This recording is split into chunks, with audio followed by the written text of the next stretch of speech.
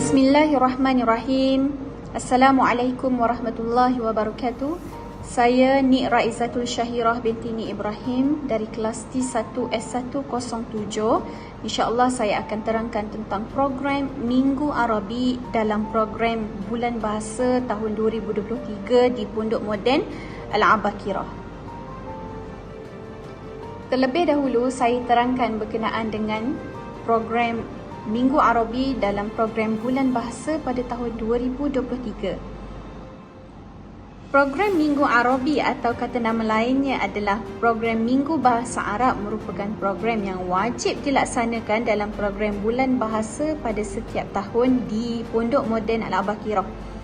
Saya sebagai ketua projek program ini telah melaksanakan program ini pada bulan Mei tahun 2023.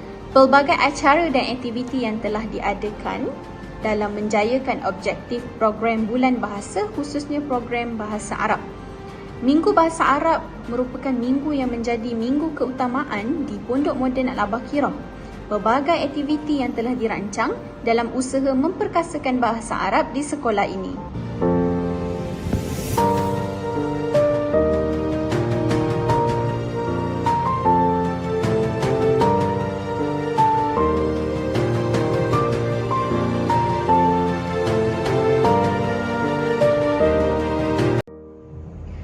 Beberapa acara yang telah dipertandingkan dalam program Minggu Bahasa, selain acara terdapat juga slot dan bengkel yang dijalankan semasa minggu tersebut. Mari kita saksikan aktiviti yang telah berlangsung sepanjang Minggu Arabi.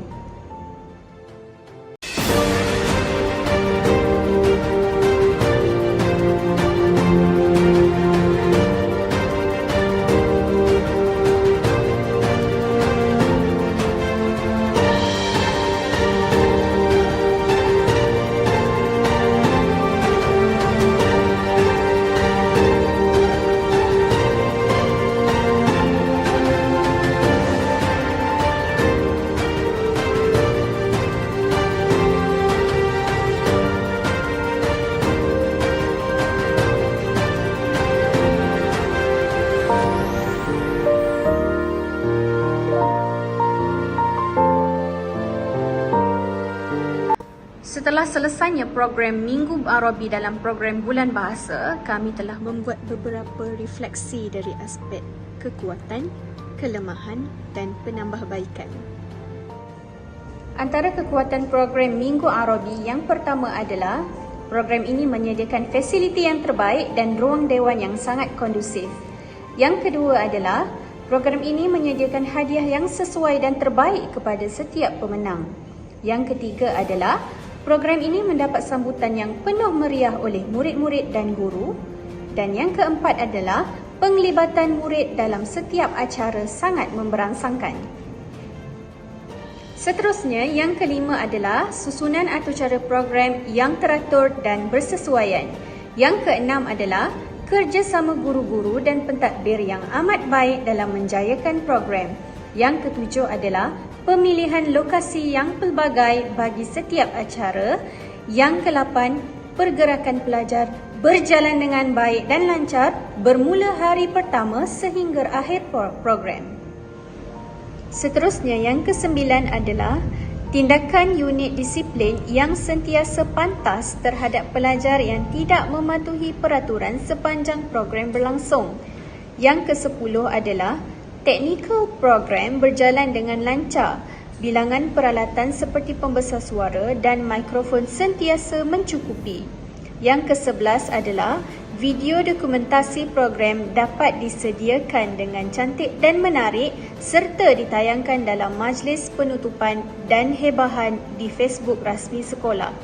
Seterusnya, yang terakhir sekali adalah memaksimumkan peluang kepada murid untuk mencongkel bakat. Seterusnya, hasil persembahan yang ditonjolkan oleh pelajar adalah sangat memuaskan. Antara kelemahan daripada program ini adalah peserta kurang bersedia dalam beberapa pertandingan kerana masa yang tidak mencukupi untuk membuat latihan seperti pertandingan khot dan syarahan bahasa Arab.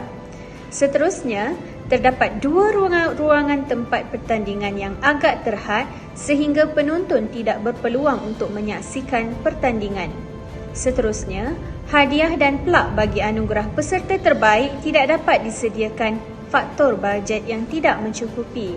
Seterusnya, yang keempat adalah beberapa peserta lewat tiba di tempat acara pertandingan hot dan tidak menepati masa yang ditetapkan sehingga mengganggu perjalanan program. Seterusnya, yang kelima adalah lewat menyediakan sijil penyertaan sehingga tidak dapat diserahkan kepada peserta dalam majlis penutupan. Yang keenam adalah penglibatan pelajar yang tidak seimbang. Majoriti pelajar yang terlibat dalam pertandingan adalah pelajar daripada tingkatan 4 sahaja. Kemudian, tenaga kerja dalam kalangan guru yang tidak mencukupi. Seterusnya, yang ke-8 adalah tidak menyediakan sijil penghargaan kepada penceramah slot yang dijemput dari luar. Seterusnya, yang ke-9 adalah tidak menyediakan makanan dan minuman kepada peserta sebagai penghargaan kepada peserta. Antara penambahbaikan dalam pelaksanaan program pada masa akan datang, perkara pertama yang perlu kita fokuskan adalah jawatan kuasa induk. Setiap unit perlu melibatkan 2 atau lebih urus setia dalam kalangan guru supaya pengurusan program dapat dilaksanakan dengan teratur. Yang kedua adalah kesediaan murid.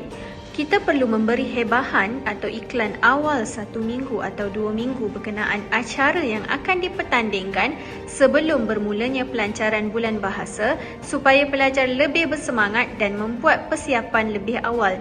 Seterusnya, penglibatan murid. Seimbangkan penglibatan murid dalam setiap tingkatan dengan cara menetapkan setiap tingkatan wajib menghantar peserta mengikut bilangan yang telah ditetapkan. Seterusnya, perlu mengutamakan murid dalam menyediakan bajet makanan khas untuk setiap peserta yang bertanding dalam setiap acara. Kemudian, disiplin murid. Unit disiplin perlu menetapkan peraturan yang tegas kepada murid supaya bersedia 10 minit awal sebelum acara bermula dan mengambil tindakan membatalkan penyertaan peserta sekiranya peserta lewat ke lokasi pertandingan. Dan seterusnya adalah sijil penyertaan murid. Menyediakan sijil peserta dalam bentuk e-sijil iaitu secara digital bagi memudahkan urusan pengeluaran sijil kepada peserta dan dapat mengurangkan penggunaan kertas. Seterusnya, kita fokus pada lokasi acara. Beberapa lokasi acara perlu disediakan mengikut kesesuaian bilangan penonton dan menyeimbangkan bilangan penonton dalam setiap acara atau pertandingan. Seterusnya, untuk sijil penceramah, perlu kita menyediakan sijil penghargaan untuk penceramah sebagai penghargaan atas kehadiran dan perkongsiannya dalam slot atau bengkel yang telah kita laksanakan. Seterusnya, penerima anugerah pelajar terbaik, perlu kita menyediakan bajet khas untuk pembelian plak dan hadiah bagi anugerah pelajar terbaik dalam program Minggu Arabi sebagai penghargaan kepada peserta yang banyak menyertai sekaligus memenangi acara yang dipertandingkan.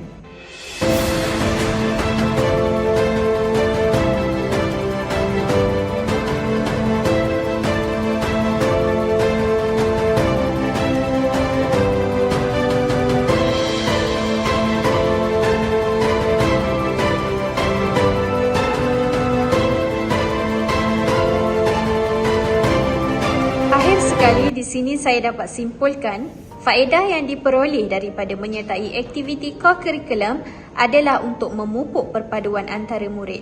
Sekolah merupakan alma mater dalam membentuk penyatuan sesebuah komuniti khusus bagi golongan orang-orang muda. Justru, aktiviti co-curriculum akan melibatkan penyertaan daripada murid yang terdiri daripada pelbagai latar belakang. Aktiviti co-curriculum seperti ini memerlukan persefahaman antara individu atau pasukan bagi mendapatkan kejayaan dalam pertandingan. Murid akan mempelajari cara untuk berkomunikasi antara satu sama lain serta memahami nilai seperti bertolak ansur dan menghormati rakan. Selain itu, setiap pelajar mempunyai daya saing yang tinggi dalam meningkatkan kemahiran dan bakat.